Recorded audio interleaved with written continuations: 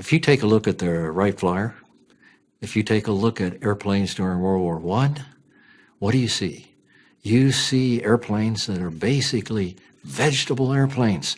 They're made out of wood and out of fabric. They're vegetable airplanes. However, during World War I, there was a breakthrough. A man by the name of Hugo Junkers in Germany wanted to design an all-metal airplane. He needed to do something important before he could do that. He needed to have a thick wing, a thick airfoil, so he could put a big spar internally in that wing. And the conventional wisdom was that the flow over a thick airfoil was not good, that thick airfoils created a high drag. That was a misnomer. That was based on bad, inappropriate wind tunnel results. And it turns out that a thick wing does indeed have good aerodynamic performance. And with that knowledge that he acquired in his wind tunnel in Germany in 1915, he designed the first all-metal airplane. Can you imagine this? The thing was made out of sheets of iron. I mean, iron, you'd think it was heavy as a tank, but it wasn't, because the sheets of iron were very, very thin.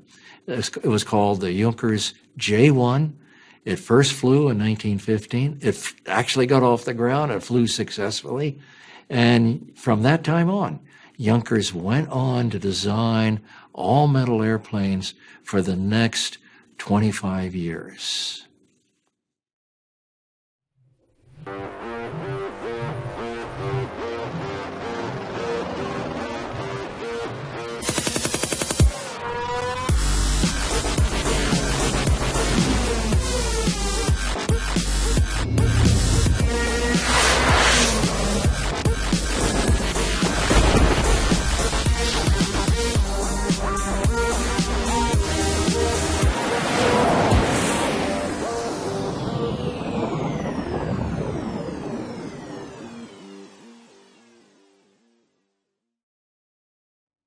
We want an aircraft to be sufficiently strong that it will never break. But we also want it to not be over-designed, since this would be too heavy and inefficient. This highly critical balancing act brings us to the field of aircraft structure, an entire domain on par with aerodynamics, propulsion, and the stability of the aircraft.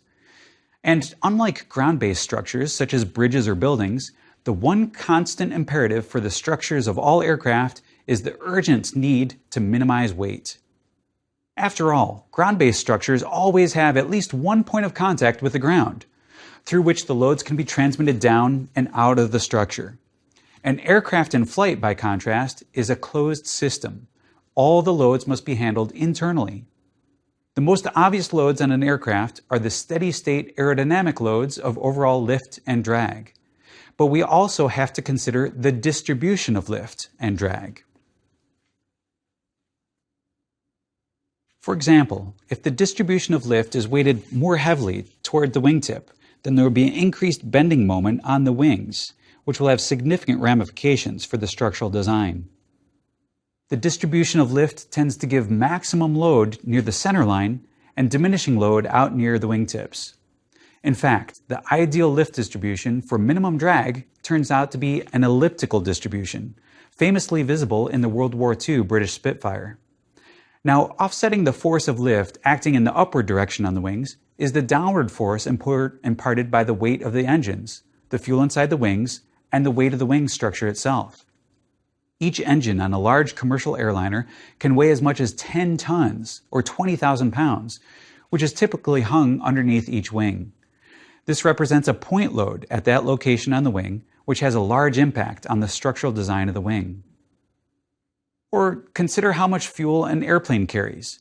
A Boeing 777-300ER, which has a maximum takeoff weight of over 700,000 pounds, can carry over 300,000 pounds of fuel. That's right, nearly half of a fully loaded 777's weight is in Jet A fuel. Clearly, the aircraft's structure has to be designed to sustain this weight, not only at the beginning of flight, but also at the end. It's important to recognize that the majority of that fuel gets burned during a flight, meaning that the aircraft's weight changes from over 700,000 pounds to about 400,000 pounds during a single flight. Aircraft designers can use this difference in weight to cheat a little bit by designing the aircraft landing gear to support less load than what is present on the aircraft upon takeoff. The rationale is that nearly every flight will burn substantial fuel before it is time to land, so the landing gear can be designed to support only the lighter weight. This gives the advantage of a reduction of how beefy the landing structure must be, which saves structural weight and cost and makes the airplane more efficient. For this reason, large aircraft commonly have two different maximum weights, a maximum takeoff weight and a maximum landing weight, with the takeoff limit being higher. We're back at the Aviation Institute of Maintenance in Manassas, Virginia, here with the structure from a Boeing 707 landing gear. Look at how massive this structure is. We've got the tall strut here and 4 main wheels that carry the entire load of the aircraft. With the maximum takeoff weight of 330,000 pounds of the Boeing 707, each one of these wheels is going to be carrying over 30,000 pounds of force, transmitted from the weight of the aircraft down to the ground. But now the landing weight of the aircraft has to be less than the maximum takeoff weight, because this structure is only designed to carry so much impact loading. So the maximum landing weight is 215,000 pounds because of those limitations on the structure here. But what if an aircraft designed in this way encounters an in-flight emergency shortly after takeoff? Then the pilot must first get the aircraft's weight below the maximum landing weight, and that means either circling overhead and burning fuel or dumping fuel overboard. For conditions of steady level flight for cruise, the loading of the aircraft can be assumed constant. But if the aircraft is maneuvering, then the aerodynamic loading will be much higher. This is measured as G-forces, which is basically a multiplier on the standard loading under 1G conditions for steady level flight. An aircraft experiencing a 2G maneuver, such as a 60-degree bank while maintaining constant altitude flight, will have twice the aerodynamic loading of normal flight. Different aircraft have different specifications for maneuver load. For example, a commercial airliner is designed to sustain around 3 or 4 Gs, while a fighter aircraft might be designed to sustain loading as high as 9 Gs or more. For fighter aircraft, the limiting factor is actually the pilot's ability to sustain high G loading, rather than the structural strength of the aircraft. The other limit of the operating envelope is the maximum flight speed of the vehicle, which is only encountered in a dive.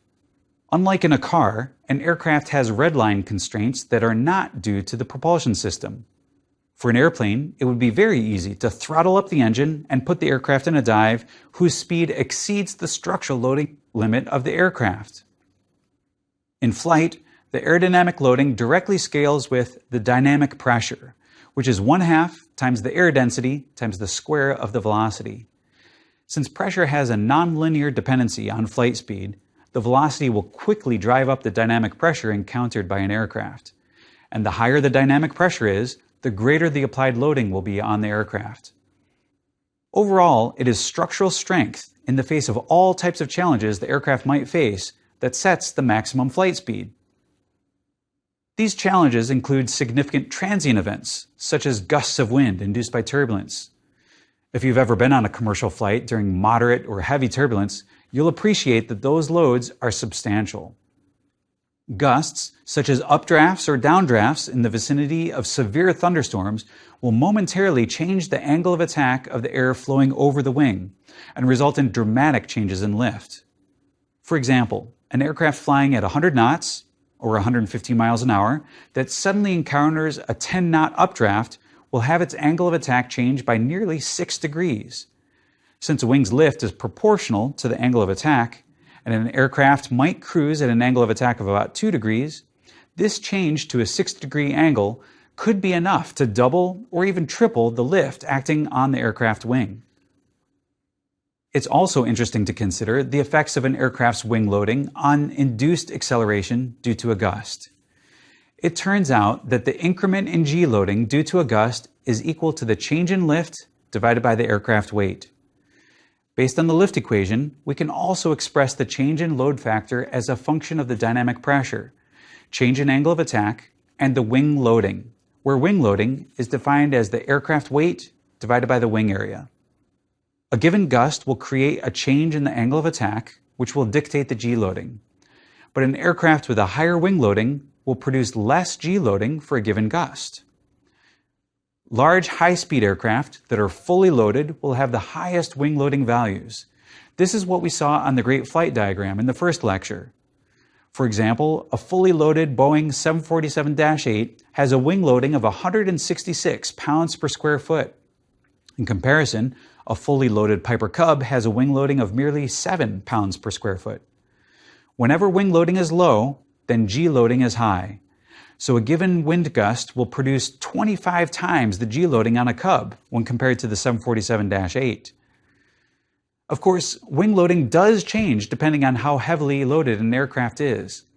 For instance, a lightly loaded 747-8 with just the crew and a little fuel has about half the wing loading of a fully loaded 747-8, and it will be twice as susceptible to wind gusts.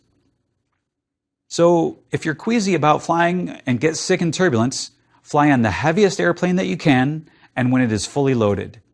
The largest commercial airliners will have wing loadings around 150 pounds per square foot, while smaller regional jets will come in at about 100 pounds per square foot.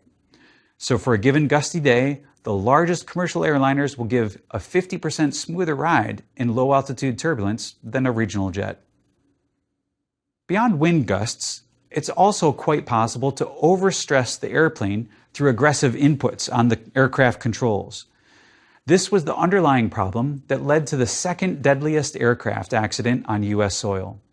This was the November 2001 crash of American Airlines Flight 587 from the JFK Airport in New York. Here's how the events transpired.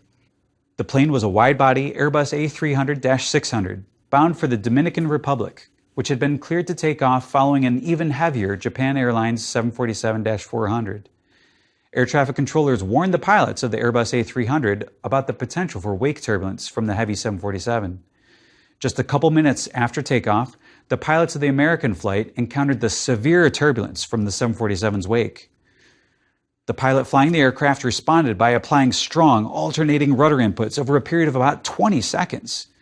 This back and forth extreme motion of the rudder quickly led to fatigue of the vertical tail attachment, causing the vertical tail to snap off the airplane. The A300 then went into a flat spin, and the usual load imposed by spinning eventually caused the engines to separate from the aircraft. All aboard perished in the crash. It turns out that the pilot overreacted, possibly due in part to problems with his training. Investigators emphasized that if he had simply ceased his control inputs, the aircraft would have stabilized itself. While this accident was found to be primarily due to pilot error, it highlights the importance of design for control loads. An aircraft flying at high speed with large control inputs can easily encounter similarly high transient loads, leading to structural failure. So aircraft have not only a redline speed that limits the maximum dive speed, but they also have a maximum maneuvering speed, whether for flying in gusty conditions or when applying large control inputs. Another substantial load occurring on commercial airliners is due to the pressurization of the cabin. The pressure outside the plane at typical cruise altitude for a commercial airliner is about 1/4 of pressure at sea level, conditions where all of the passengers and crew would suffer from debilitating hypoxia. To make the aircraft survivable and comfortable for the passengers, the cabin is pressurized using high-pressure bleed air from the engines. One reason the main body of a modern aircraft is circular is so that the pressure from gas inside the plane pushes outward equally in all directions. The first planes with a pressurized cabin were a modified U.S. Army Air Corps plane in 1937, the Boeing B-29 Superfortress long-range bomber in 1939, and the Boeing 307 Stratoliner in 1940, a passenger plane that flew at 20,000 feet. These days, airliners can cruise at 35,000 to 40,000 feet, and the plane has to be able to withstand the pressure difference between the inside and outside. Cabins are pressurized to a pressure equivalent of an altitude between 6,000 feet for a Boeing 787 and 8,000 feet, which is the regulatory minimum pressure. So your experience inside the cabin is like visiting a high elevation city, such as Denver, Santa Fe, or Mexico City. Standard sea level pressure is 14.7 psi, but for a 787 cruising at an altitude of 35,000 feet, the pressure outside the cabin is about 3.5 psi, while it is about 11.75 psi on the inside. So the pressure difference acting on the hull of a 787 is over 8 pounds per square inch. When we consider that the fuselage diameter is around 19 feet, every 1 foot long section of fuselage on the 787 has to sustain 3 tons of outward force. For all of those loads that we've been considering, the aircraft designer must ensure that the underlying structure can sustain these loads without breaking. But the definition of structural failure is not exactly straightforward, as we'll see in a few minutes. There are conditions under which the structure can start to give without breaking while sustaining permanent damage that must be repaired. Aircraft are typically designed with a large margin of safety above and beyond the anticipated design loads. This margin of safety can be as high as 50%. However, a stronger structure capable of sustaining greater loads will inherently weigh more, and this extra weight itself has a negative impact on aircraft efficiency. Now, there are 3 main ways that loads are applied to a structure: tension, compression, and shear. Each of these can be conceptualized in isolation as a pure load, but in practice they are usually found in conjunction with one another. Tension occurs when a load is applied in a direction that pulls the material apart. On an atomic level, the intermolecular forces of the material under tension provide a restoring force that holds the material together. At some level of applied load, the magnitude can be so great that it exceeds the tensile strength of the intermolecular forces, and the material fails. This is exactly what happens when I apply tension to a piece of thread. It breaks under strong tensile load. Compression is the exact opposite of tension, where the load is applied in a direction such that the material will be compressed. The failure mode for compression is different from that of tension. Instead of failing via fracture, materials under compressive loading will reach an instability called buckling, which leads to out-of-plane displacement of the material. A third type of loading is shear. Shearing is like a tearing action, where the intermolecular forces are resisting a sliding force in a plane parallel to the applied force. When I tear a piece of paper, I've caused it to fail under a shearing load. To determine when or whether a material will fail under tension, compression, or shear, we look at 2 fundamental properties in the study of materials: stress and strain. Stress is a measure of how much load or force is acting on a particular cross-sectional area. So it has units of force per unit area, such as psi or newtons per square meter. You might recognize the parallel between stress and pressure. They are in fact very similar, though when talking about stress, pounds per square inch applies not only to compression, but also to the force when pulling away or twisting, as in tension or shear.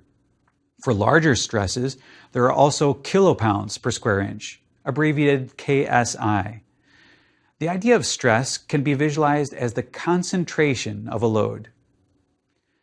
Strain results when stress is applied to material, and what we measure is how much the material's length has changed, normalized by its initial length. Since the strain is the length of the change divided by the initial length, units cancel out, and strain is a dimensionless ratio. Of course, the amount of deformation of most metallic materials will be very small, but still measurable. The relationship between stress and strain is what is most important for aircraft structures.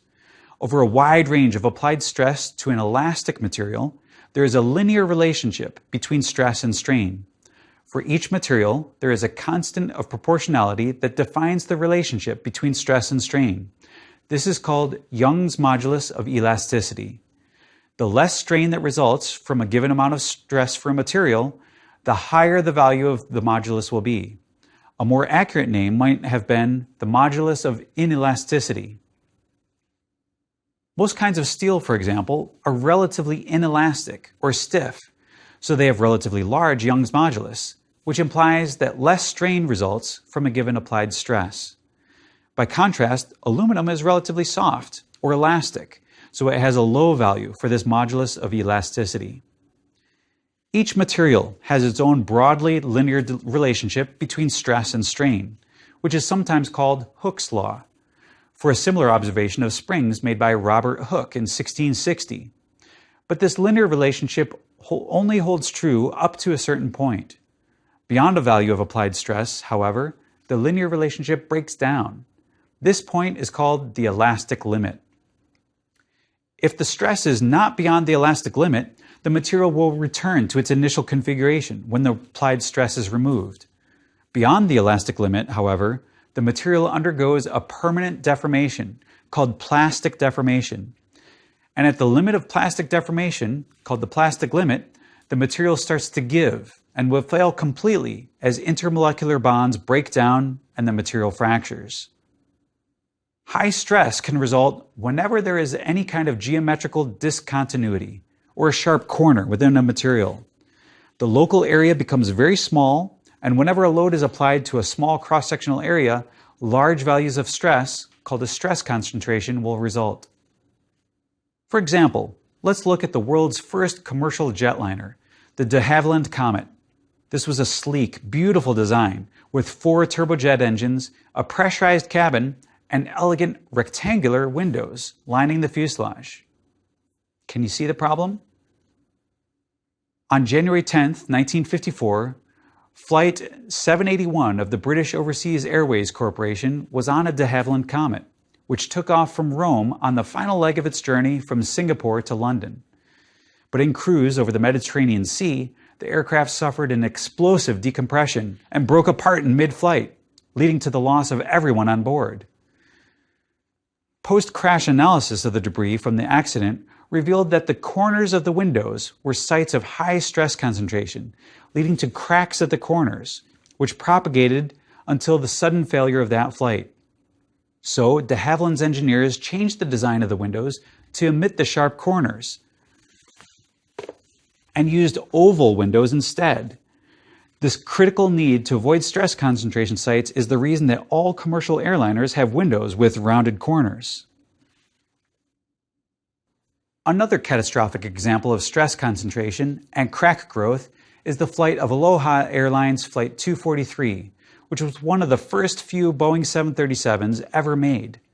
The aircraft was operated over a period of 19 years in the high humidity and highly corrosive saltwater environment of the Hawaiian Islands. Moreover, island flights are short and frequent, so even though the aircraft's total hours were a relatively low 35,496, the number of cycles, or pairs of takeoffs and landings, was high, 89,680. That's an average of only 24 minutes per flight. However, for each cycle, the aircraft climbs to a high enough altitude where the cabin is pressurized, which applies significant loading on the fuselage, as we saw earlier. This repeated load from pressurization and depressurization, along with the corrosion due to the environment, led to significant fatigue cracking.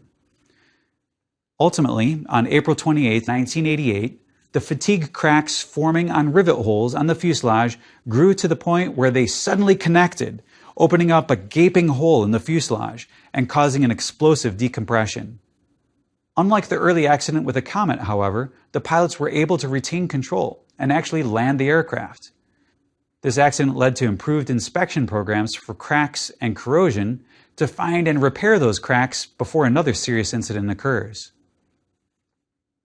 Now let's take a closer look at the 2 most common loading situations encountered on an aircraft: bending and torsion. Beam bending combines tension, compression, and shear. When a beam is in bending with a load applied in the upward direction, the top of the beam is under compression and the bottom of the beam is under tension. And at any vertical cross-sectional plane within the beam, there will be a shear force, ultimately connected to the upward pull near the tip, and the downward reaction force at the fixed end. The clearest example of bending is the loading applied to the wing, which we can think of as a cantilevered beam. The end of the beam at the wing root is fixed, while the wingtip is free to deflect under the applied load. The effects of bending are startlingly visible. Passengers sitting by the wing will see it deflect upward as the aircraft accelerates down the runway and the lift builds up to the point of takeoff. And the amount of deflection can be substantial.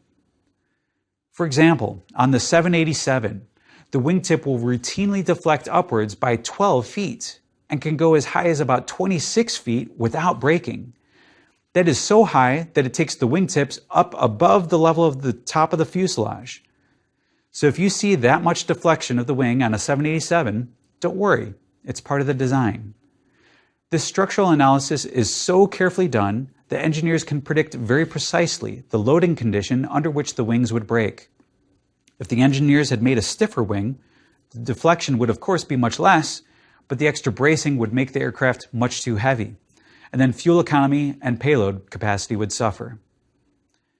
In fact, when an aircraft manufacturer obtains airworthiness certification, they must demonstrate wing loading all the way to failure on a sacrificial airframe.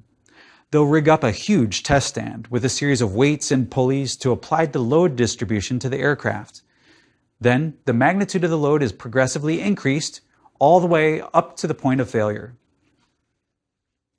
The other key load that is experienced by an aircraft is torsion, where an applied torque results in shear stress variations within a solid member. This stress increases from zero at the center to a maximum at the outer edge. Since the interior of the member doesn't carry much stress, the center portions of torque-carrying tubes are often hollowed out in order to save weight. In the earliest days of aviation, the predominant structure that carried the loading on the aircraft was external to the wing. There were struts and bracing wires that constrained the bending. However, these external structures were a huge source of drag, so aircraft designers soon had motivation to do something different. The first innovation was the monocoque shell structure, which carries all of the loading in the shell. This was a nice improvement, but it became much too heavy for larger planes. So the major revolution in aircraft structural design came with a hybrid approach called a semi-monocoque design. This is where some of the structure of the aircraft has moved internally, but some of the structure moves into a metal skin. That is, instead of covering the plane with a non-structural skin made of fabric that merely reduced wind resistance, aluminum skins also carried some of the stress load. This concept, referred to as a stressed skin, is essential for keeping the weight down and remains a predominant structural design feature of aircraft to this day. Bulkheads and bracing add a partial skeleton inside the plane, but much of the skeletal structure is in the aluminum skin. We're back at the Aviation Institute of Maintenance in Manassas, Virginia. I've got a wing that's opened up here for us to be able to see the structure of the wing from the inside. So here's how the wing is put together. We've got the leading edge and the trailing edge. This is the chord of the wing, from leading edge to trailing edge. You notice the leading edge here is made out of metal, but the rest of the aircraft is made out of different materials. We've got some wooden members here, as well as a fabric covering that we've removed. The wooden members here, running along the entire span of the wing, are the spars. There's a front spar and a rear spar. And these handle the bending load on the wing. Then, running in the chordwise direction, we have ribs. These hold the shape of the wing and define the airfoil shape of the wing. Then within each wing box that we have, we've got some tensioning members here that help keep the stiffness of the wing, so it's not twisting or torquing too much. Then right here we have a cutout for where the aileron is located. The aileron, of course, is the control surface that allows us to roll the airplane. We've got an actuator right here that would deflect the aileron. So the cables are connected to the control column in the cockpit, and that is connected to this pulley here, which deflects the aileron. So this is how the whole wing is put together. The key components of modern wings are spars that run along the span of the wing, which take on the bending. The skin panels on the upper and lower surfaces of the wing also take on compressive loading on top and tensile loading on bottom, helping to support the overall bending load applied to the wing, and enabling the main spar to be a little lighter. Running perpendicular to the wing spars are ribs, which are oriented chordwise and positioned at periodic intervals along the span and provide structure and shape to the wing. The combination of the ribs, spars, and stress skin forms a wing box structure that is very strong and lightweight.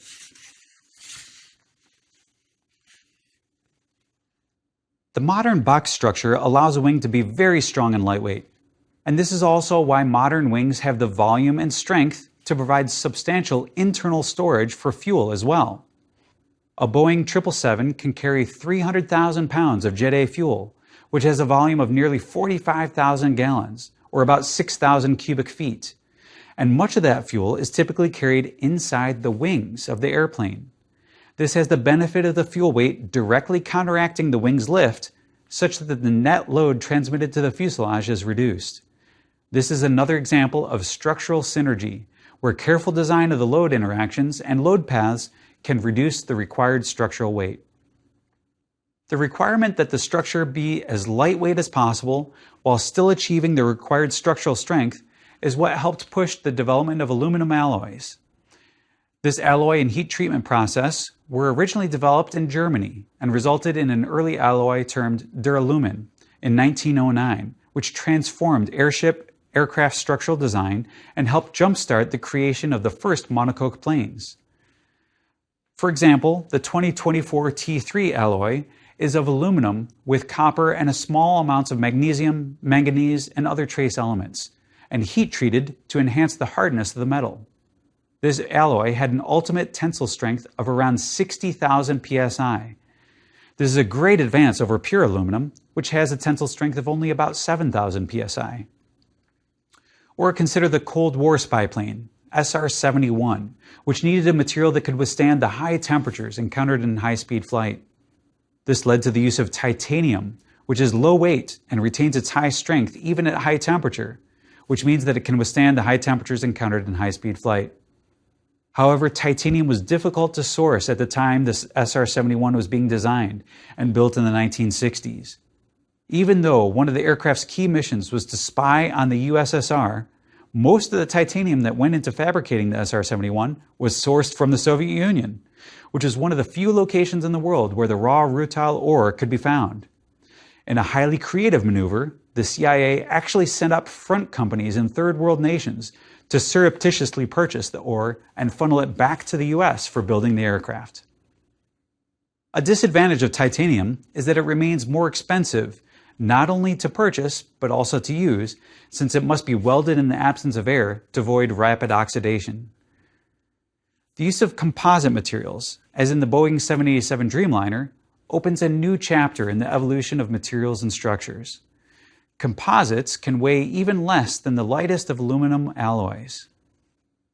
Although new sorts of composite materials appear all the time, the general approach is actually not a new idea. We can trace a lineage all the way back to the dawn of aviation, where plywood and balsa were sandwiched together to exploit the directional properties of each.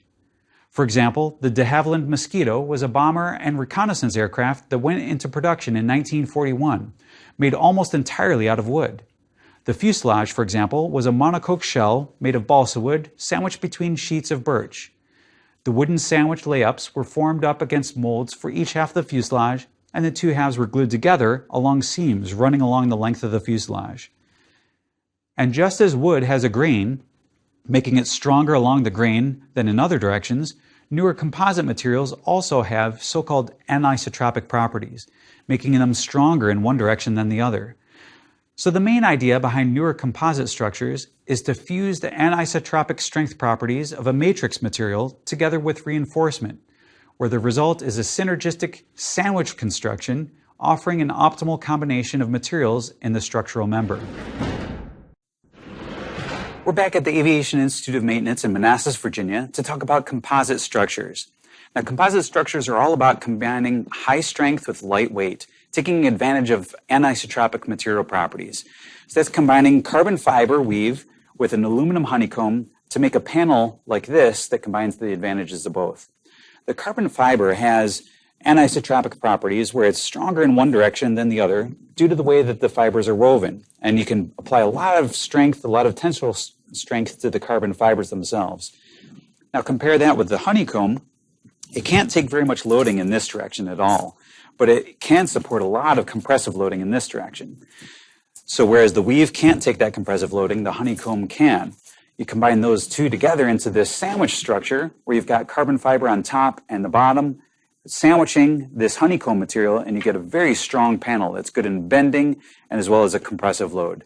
That is the beauty of composite structures, is combining the advantages of high strength in all directions and giving you a lightweight structure. For example, a sheet of carbon fiber material has incredibly high strength in the tensile direction, over 600,000 psi, 10 times that of 2024 T3 aluminum, but very little strength at all in the transverse direction of shear or torsion. Since composite materials are fairly low weight, their huge advantage is a high strength-to-weight ratio. In modern aircraft, the composites are made from carbon fiber materials, such as on the Boeing 787, which was the first commercial aircraft to be made from mostly composite materials. It makes heavy use of carbon fiber reinforced polymer, which dramatically reduces the weight of an aircraft, making it more fuel efficient. The downside is that damaged composite materials, such as delamination of sheets within a stack, are more difficult to detect and more difficult to repair than metal, leading to potentially higher maintenance costs. But the high strength of the carbon fiber on the fuselage also allows the cabin to be pressurized to higher pressure or lower altitude, and for larger windows to be used that don't have to fit between the structural frames used on conventional aircraft. If the first great transition in aircraft materials and structural design was from vegetable to all metal, the second great transition is from all metal to composite sandwich. Bolstered by vast amounts of inch-by-inch data on the stresses experienced by each aircraft, designs using composite materials and high-performance alloys not only reduce weight, they also offer components that are both simpler to fabricate, yet also more precisely designed to meet each of the specific stresses faced at each specific surface on the aircraft.